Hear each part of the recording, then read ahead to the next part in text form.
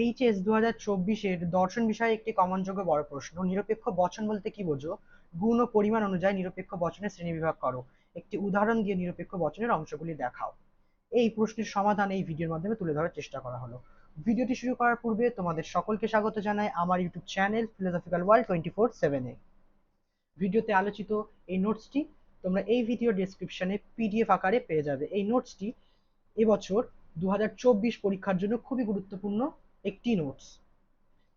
এবছর এই প্রশ্নটি আসার সম্ভাবনা শতাধিক। চলো আর বেশি সময় নষ্ট না করে ভিডিওটি শুরু করা যাক।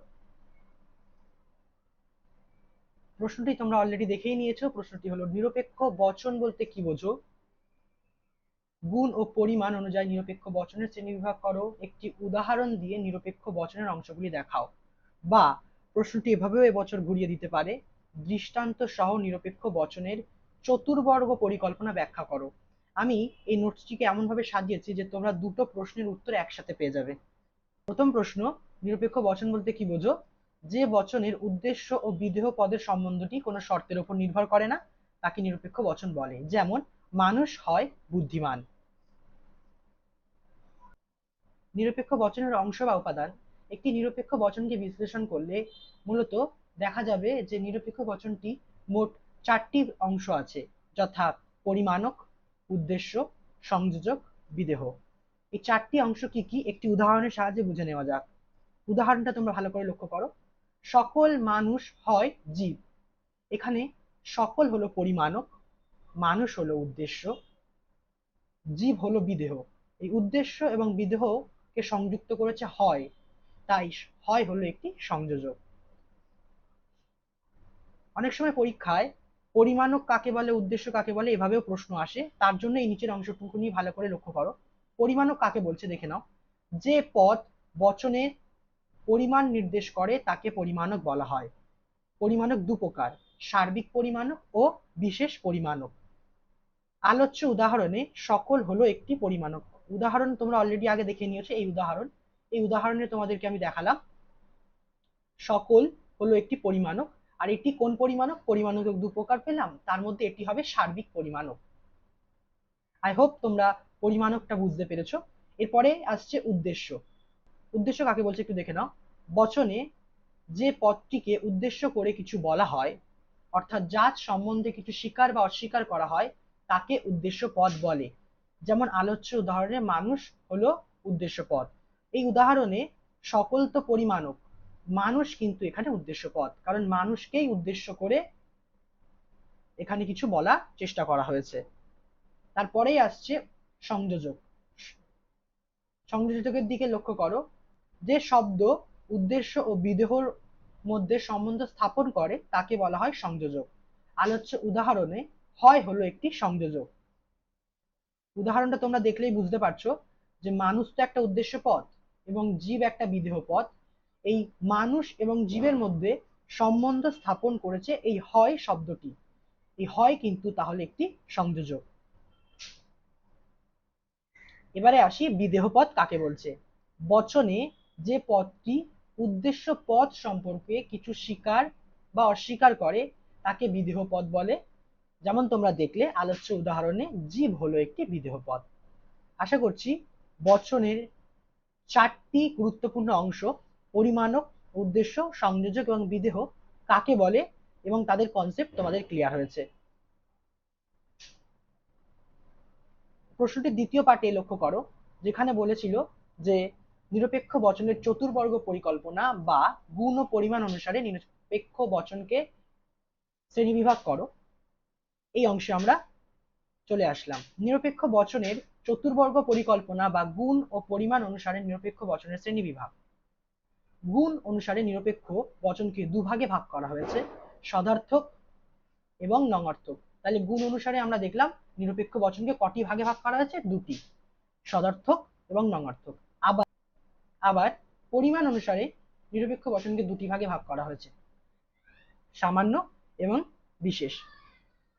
তাহলে নিরপেক্ষ বচনকে গুণ অনুসারে দুটো ভাগে ভাগ করা হলো এবং পরিমাণ অনুসারেও দুটো ভাগে ভাগ করা হলো।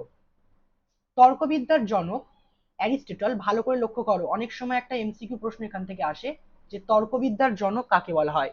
তর্কবিদ্যার জনক হলো অ্যারিস্টটল। এই অ্যারিস্টটলই মূলত গুণ ও পরিমাণকে সংযুক্ত করে নিরপেক্ষ বচনকে 4টি ভাগে ভাগ করেছেন। এই 4 প্রকার বচনকে একত্রে বচনের চতুর্বর্গ পরিকল্পনা বলা হয়। তাহলে বুঝতে পেরেছো চতুর্বর্গ পরিকল্পনা কাকে বলছে?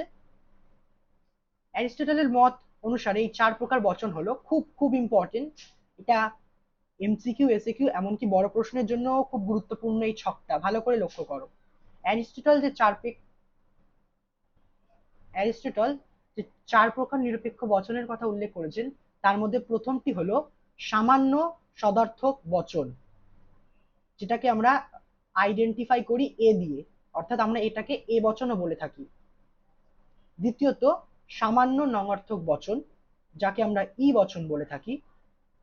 তৃতীয় বিশেষ সদার্থক বচন অর্থাৎ আই বচন, এবং সর্বশেষ অর্থাৎ চতুর্থ বিশেষ নঙার্থক বচন অর্থাৎ ও বচন। এই ছকটা ভালো করে দেখে নাও। সামান্য সদার্থক বচন, সামান্য নঙার্থক বচন, বিশেষ সদার্থক বচন এবং বিশেষ নঙার্থক বচন। গুণ ও পরিমাণ অনুসারে অ্যারিস্টটল যে নিরপেক্ষ বচনের 4টি ভাগ করেছেন, সেই 4টি ভাগ হলো এই 4টি। এবারে আমরা একে একে উদাহরণ এবং সংজ্ঞা সহ ব্যাপারটা বুঝে নেওয়ার চেষ্টা করব। প্রথমেই আছে সামান্য সদর্থক বচন। তাহলে লক্ষ্য করো সামান্য সদর্থক বচন কাকে বলছে? যে বচনের বিদেহ পদকে উদ্দেশ্য পদের দ্বারা নির্দেশিত জাতি বা শ্রেণীর সমগ্র সম্বন্ধে স্বীকার করা হয় তাকে বলা হয় সামান্য সদর্থক বচন। যেমন সকল শিশু হয় সরল। এরপরে আসি সামান্য নঙার্থক বচন, যাকে আমরা বলছি ই বচন। যে বচনে বিদেহ পদকে উদ্দেশ্য পদের দ্বারা নির্দেশিত জাতি বা শ্রেণীর সমগ্র সম্বন্ধে কিছু অস্বীকার করা হয় তাকে বলা হয় সামান্য নঙার্থক বচন। বিদেহ যখন উদ্দেশ্য পদ সম্পর্কে স্বীকার করছে তখন হয়ে যাচ্ছে সদার্থক বচন, এবং যখন অস্বীকার করছে তখন হয়ে যাচ্ছে নঙার্থক বচন। এবারে আসি আমরা 3 নম্বর অপশনে, যেটা হলো বিশেষ সদার্থক বচন অর্থাৎ আই বচন।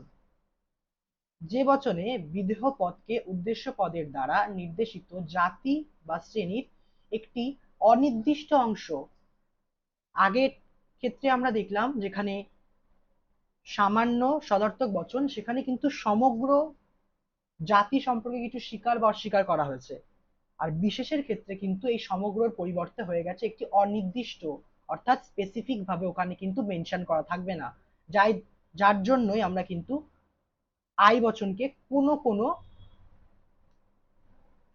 পরিমাণক দ্বারা চিহ্নিত করে থাকি। যারা বচন পরিবর্তন করেছো তারা জানো আই বচন এবং ও বচন অর্থাৎ এই দুটো বিশেষ বচনকে যখন আমরা বচনে পরিবর্তন করি তখন সংযোজক হিসাবে আমরা কোনো কোনো শব্দটা ইউজ করি। কেন ইউজ করি?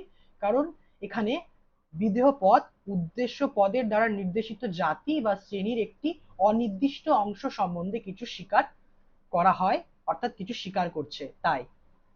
তাহলে বুঝতে পেরেছো আই বচন কাকে বলছে? একটা উদাহরণ দেখে নাও। কোনো কোনো মানুষ হয় অসৎ। এই গেল আমাদের 3 নাম্বার বচন, যেটা হলো বিশেষ সদার্থক বচন। এবার last but not the least, সেটা হলো বিশেষ নঙার্থক বচন অর্থাৎ ও বচন। যে বচনে বিদেহ পদকে উদ্দেশ্য পদের দ্বারা নির্দেশিত জাতি বা শ্রেণীর একটি অনির্দিষ্ট অংশ সম্বন্ধে অস্বীকার করা হয় তাকে বিশেষ নঙার্থক বচন বলা হয়। যেমন কোনো কোনো মানুষ নয় স্বার্থপর। আশা করছি তোমরা নোটসটি দেখে বুঝতে পেরেছো, এবং নোটসটি সহজ ভাষায় লেখার চেষ্টা করেছি আমি। ভিডিওটি যদি তোমাদের ভালো লেগে থাকে অবশ্যই ভিডিওটিকে একটি লাইক করে চ্যানেলটিকে সাবস্ক্রাইব করে আমাদের পাশে থেকো। পরবর্তীকালে এই ধরনের আরো ভিডিও আমাদের চ্যানেলে আপলোড করব এবং তোমরা সেই ভিডিও থেকে উপকৃত হতে পারো।